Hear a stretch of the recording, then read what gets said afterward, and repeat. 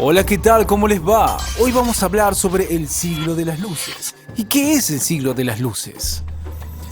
Bueno, decir que se trata de un movimiento literario, político, científico y también filosófico que se llevó a cabo por toda Europa durante el siglo XVIII.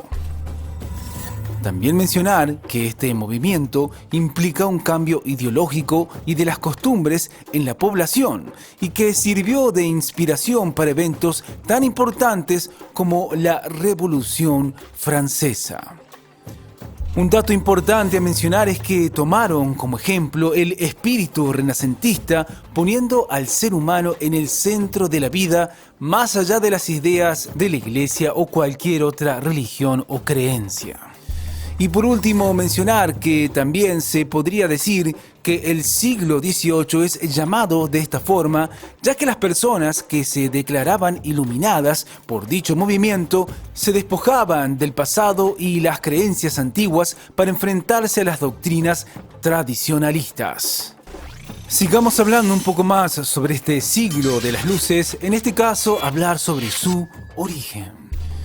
Bueno, podemos decir que el origen de este movimiento comenzó en Inglaterra durante mediados del siglo XVII, ya que esta nación fue el principal promotor del pensamiento y posteriormente, a finales del siglo XVII, fue conocida por Francia por Voltaire, que fue el gran difusor de estas nuevas ideas. Pero hay que decir que el auge o la mayor difusión del movimiento esclarecedor fue en el siglo XVIII en toda Europa y también parte de América, extendiéndose hasta mediados del siglo XIX.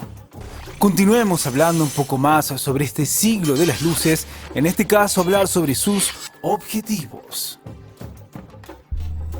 Bueno, primero decir que lo que buscaban era impartir tanto conocimiento que se combatiera la ignorancia existente en las personas, según este movimiento, y también acabar con la superstición y poner fin a la tiranía y luchar contra el absolutismo y la nobleza y ver las cosas de forma racional. También buscar lograr o conseguir la verdadera felicidad, que para el burgo esta consistía en la pertenencia de propiedades privadas, libertad e igualdad. Otro objetivo de este movimiento era buscar afianzar el optimismo de la gente por medio de la historia y la literatura, implementando en el pensamiento la idea de que con el pasar del tiempo, según este pensamiento, el hombre se llenaría de conocimiento y lograría así desarrollar una sociedad perfecta o población paradisiaca. Y el último objetivo que mencionaremos respecto a este movimiento llamado Siglo de las Luces es que también buscaban promover el laicismo en la humanidad, que es la independencia del hombre o de la sociedad, particularmente del Estado, como así también de la influencia eclesiástica o religiosa. Continuemos hablando un poco más sobre el Siglo de las Luces porque hay mucho más por saber. En este caso, hablar sobre sus características. Bueno, decir que el hecho de que la religión se corriera del centro de la vida, no solamente de la vida sino también de la política, lugar que había ocupado durante la Edad Media, fue una de las características más destacables del siglo de las luces. También mencionar que la religión pasó a ser un ente más de la sociedad. Si bien era muy importante, ya no tenía el poder de siglos anteriores. El movimiento iluminista buscaba limitar el poder de la Iglesia, dándole mayor lugar a la razón. Hay una oposición a la religión institucionalizada. Y por último decir que otra característica del siglo de las luces es que está marcado por lo novedoso en el mundo de las ideas. En muchos ámbitos de estudio se desarrollaron nuevas teorías que marcarían el futuro de las ciencias. Pero continuemos porque hay más características que debemos saber sobre este siglo de las luces. Porque debemos decir lo siguiente. Porque debemos decir que en este movimiento es de particular importancia la política y lo relativo a los fenómenos sociales. En este sentido, la idea del contrato social de Jean-Jacques Rousseau marcó un precedente en la teoría política.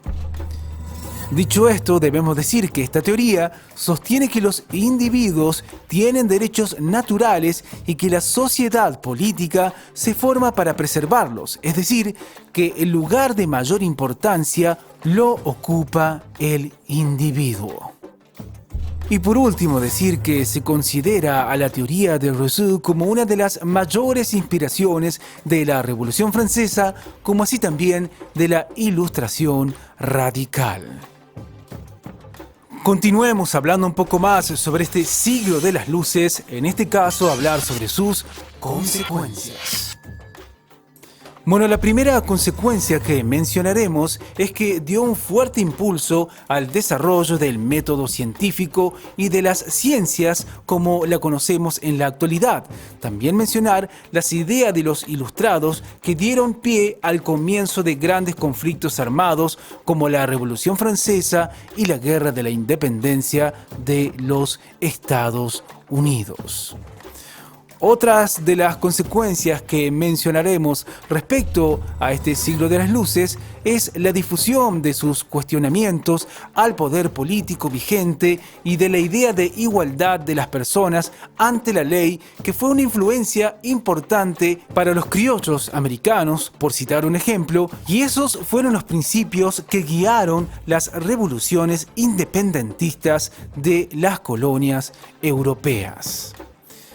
Y la última consecuencia que mencionaremos para ya ir terminando es que en Francia los pensadores de la Ilustración crearon una enciclopedia para reunir y difundir todo el conocimiento que fue el antecedente de las actuales enciclopedias, tanto materiales como virtuales. Bueno, esto es todo por hoy. Como siempre les decimos, chequen los videos de nuestro canal que seguramente les serán de utilidad. ¡Hasta la próxima!